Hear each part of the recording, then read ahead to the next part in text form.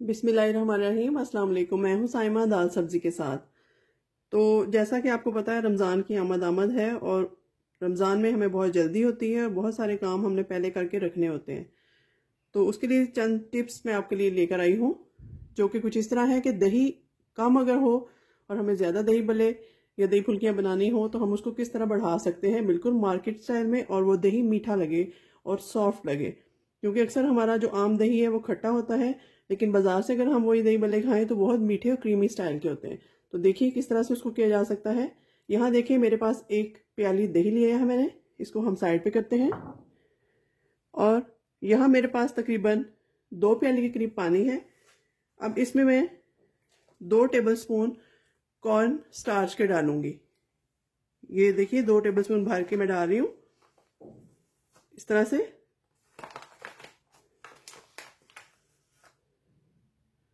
तकरीबन इतना काफ़ी है। तो इसको हम अच्छे से मिक्स कर लेते हैं ताकि इसकी गुठलियाँ ना बने, लम्स ना बने। और इसके बाद भी एक और प्रोसेस है इसका बहुत मज़ेदार सा, वो आप देखिएगा, वीडियो को फुल वॉच करेंगे तो आपको समझ आएगी इसकी कि हम किस तरह से घर पर क्रीमी और मीठा दही बढ़ाकर तैयार कर सकते हैं। मगर इसके लिए ज़रूरी है कि आप इन टिप्स को फॉलो करें। 1 प्याली दही से हम 2 प्याली या 2.5 प्याली किस तरह से तैयार कर सकते हैं। तो चलिए इसको अच्छे से मिक्स कर लिया है। अब नेक्स्ट देखिए क्या करना है। तो यहाँ पर मैंने चूल्हे को जला लिया है और देगची को गर्म होने के लिए रख दिया है। तो यहाँ पर मैंने कॉर्नफ्लोर जो है या कॉर्न स्टार्च मिक्स कर लिया है पानी में। इस पानी को हम जैसे ही देगची गर्म होती है हम इसमें ऐड कर देंगे।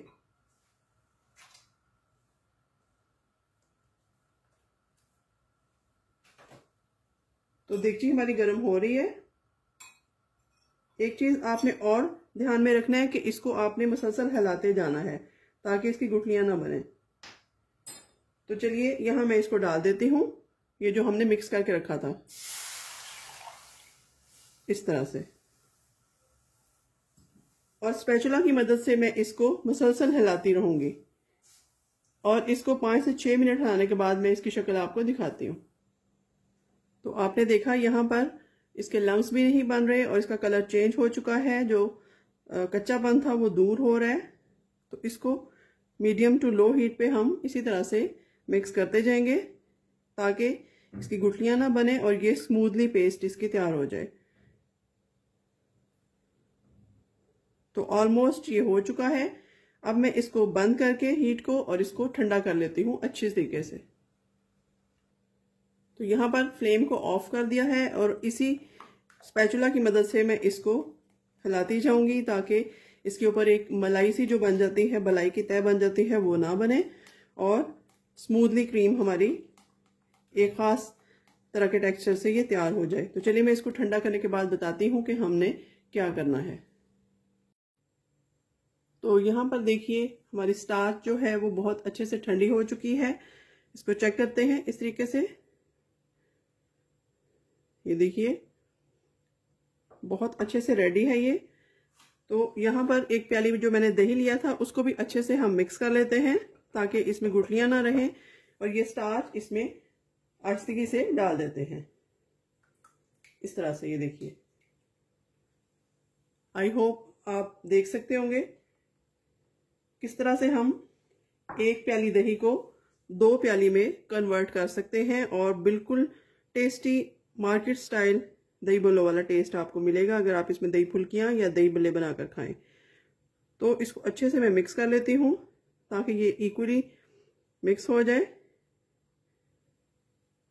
ये बहुत मीठा वाला और अच्छा दही बनकर कम खर्चे में आपका तैयार है।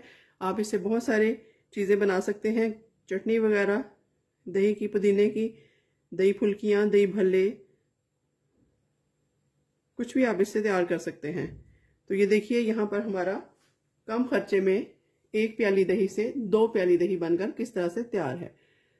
तो आई होप आपको ये रेसिपी अच्छी लगी होगी। बहुत अच्छी रेसिपी है, इस रमज़ान में इससे फ़ायदा उठाइएगा और मुझे अपनी दुआओं में याद रखिएगा। मिलते हैं किसी नई और अच्छी रेसिपी के साथ, तब तक के लिए अल्लाह हाफिज़।